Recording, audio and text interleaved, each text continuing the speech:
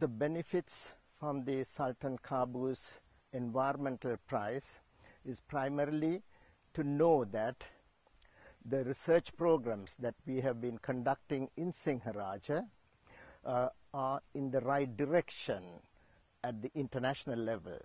So because of that, we ourselves and our collaborators, Professor Peter Ashton from Harvard University and also Professor Mark Ashton from Yale University and the Forest Department, we all have been able to strengthen our collaborations among ourselves and also to draw in more research collaborations.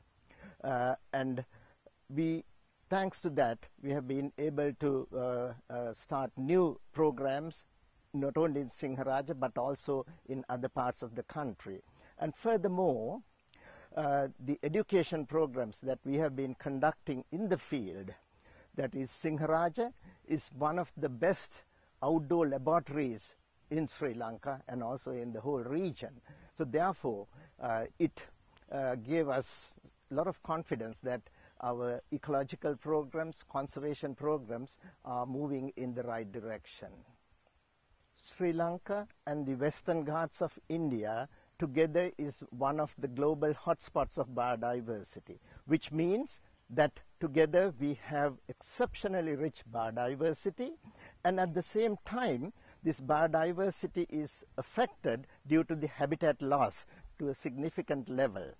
So one of our major challenges is to reduce this fragmentation and of this forest and degradation of biodiversity, for which we have to improve the connectivity between these small fragments of forest and make them larger areas so that we can restore the biodiversity.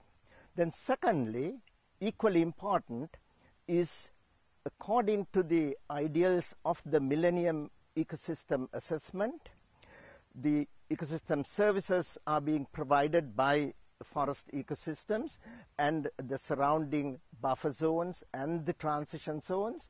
At the same time, they should provide benefits for the well-being of the local people.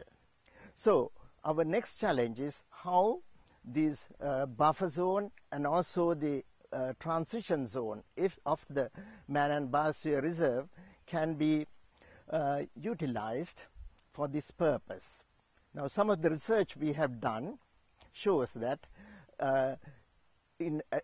instead of having these tea plantations, which are monocultures, to diversify them using some of the species they have been traditionally using from the forest and incorporating them in their home gardens to have kind of analog forests, so that in addition to tea, you have other crops as well.